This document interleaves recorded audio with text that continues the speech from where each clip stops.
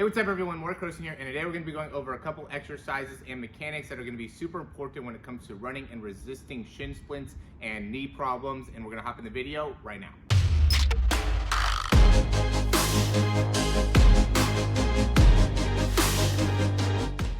Alright, so as many of you guys know, I really specialize on the mechanics side, so we're going to start off with that just to give you guys a little bit more insight into all the different ways that you could end up having, again, both shin splints, which more end up happening on the bottom part of the foot here on the inside or outside. Primarily, it's usually on the inside, or any type of knee pain, whether it's on the, again, the inside, the middle, or the outside, and why the mechanics are super important when it comes to that. I'm a big proponent of understanding exactly what's happening in your actual running form when it comes to fixing stuff like this, just because if you do exercises, stretches, whatever, that doesn't always correlate if you're doing the wrong thing in your actual running. First thing is going to be your landing pattern. I'm going to look at the side here just because there's two important things that you want to be able to consider. And I would always say, you want to get some film of yourself running.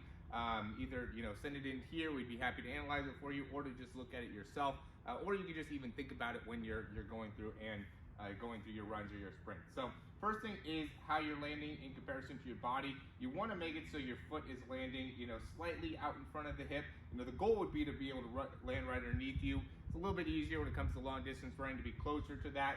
But a lot of sprinters are landing slightly out in front. But if you go and land too far out in front of you here, that's going to put a lot more pressure on your knee when you end up landing and bending. So it'll create a little bit more of a potential problem within the knee. And then another big thing that I'll see is people landing more like on the heel. Then when you land, again, you have that hard deceleration. So when it comes to resisting these types of problems, the big thing ends up coming to how are you decelerating and being able to fix that deceleration. When it comes to resisting this, you really want to be able to cycle that leg right back underneath you to make it so now your foot is landing more on the middle part of the foot, right? And so this kind of pull down here really helps in the deceleration phase. So now when you're hitting the ground, you're going to be able to engage a little bit more in the hamstring and the posterior chain, rather than when you land like with your heel, then you end up landing and really collapsing hard with that knee, which takes a lot of pressure in those quads, which then that pulls on that bottom part of the knee. Now when it comes to the sagittal plane, which is going to be more forward and back, looking at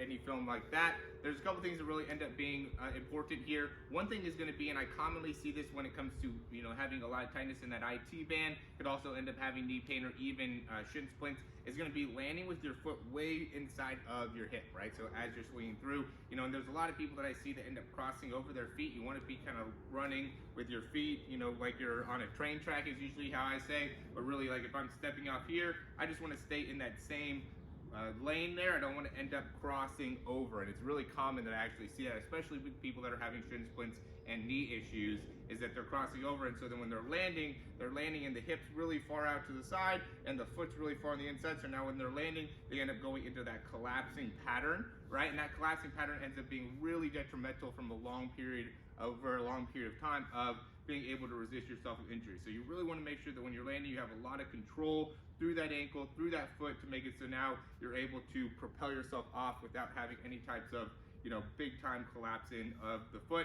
Another way that you'll end up collapsing into would be, landing a little bit too far forward in your toe, right? Not having good proper dorsiflexion when your foot touches the ground. Again, a big issue when it comes to resisting knee issues, shin splints, is just going to be the overall ability to maintain dorsiflexion during landing. Another important part of being able to resist this is going to actually come from the arms, right? And being able to control what we're doing with the arms. So one of the important things that we have to think about is that when we're going back and pulling back with the arms, that ends up having a big impact on how our foot hits the ground. So when I'm pulling back, that's how my body's working, or I'm pulling back with my left leg, pulling back with my right arm.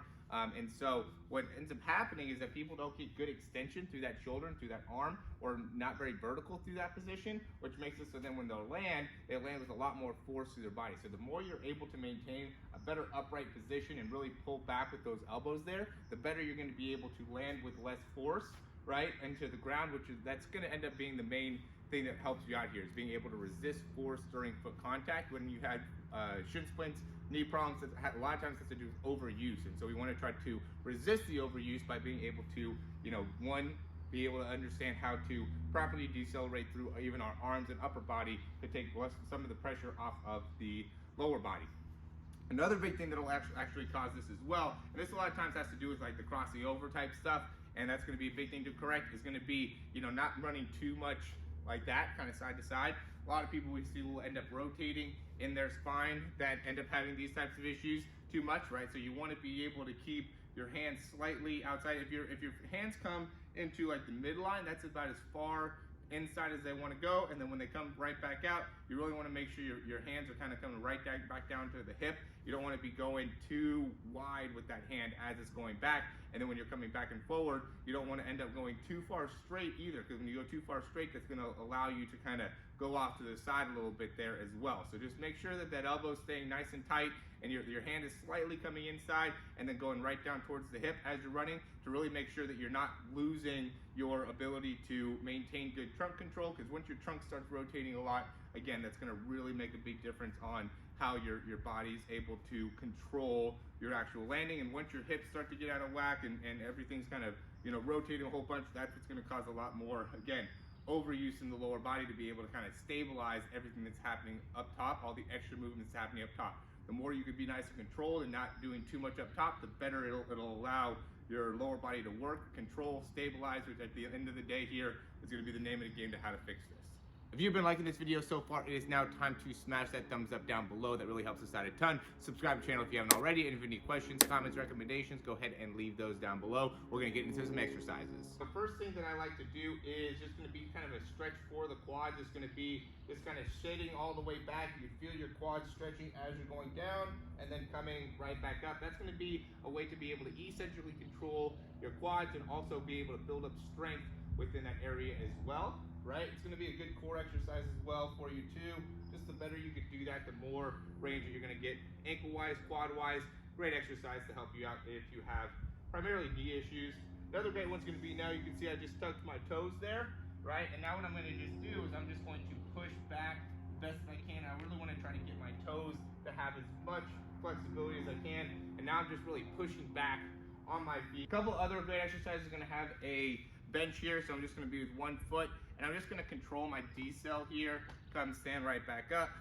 So this will make it so I'm really trying to control my knee, get a better understanding of how to do that, and make sure I'm controlling my ankle as well. Great exercise to help you with, again, knee, ankle issues. This is a great dorsiflexion exercise, right? So I have a light kettlebell, I put that right around my foot. This is great for shin splints, working the range of motion within the foot.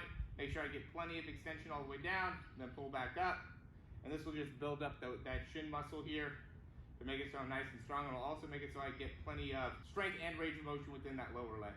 All right, so those are going to be some of the main exercises and mechanics that will be able to help you out in resisting any type of lower leg, you know, shin or knee problems. If you guys have any questions, go ahead and leave those down below. And as always, go ahead and check out some of the free material that we have down below as well. We got an ebook, we have 5 ways to get faster. We have a 7-day trial to our speed program. And then if you guys are interested, obviously check out the speed program as well as the speed breakdown. The speed breakdown will really help you out if you are having this issue, and it's been a reoccurring thing for a while, because we will be able to look at your mechanics and give you a great understanding of what you need to do to be able to fix it, and some exercises, some drills, you know, really some great things to do. These are some 4 like really easy, simple exercises, but obviously there's something really specific within your mechanics we can do more to be able to help you out there. So again, thanks for watching. Talk to you soon.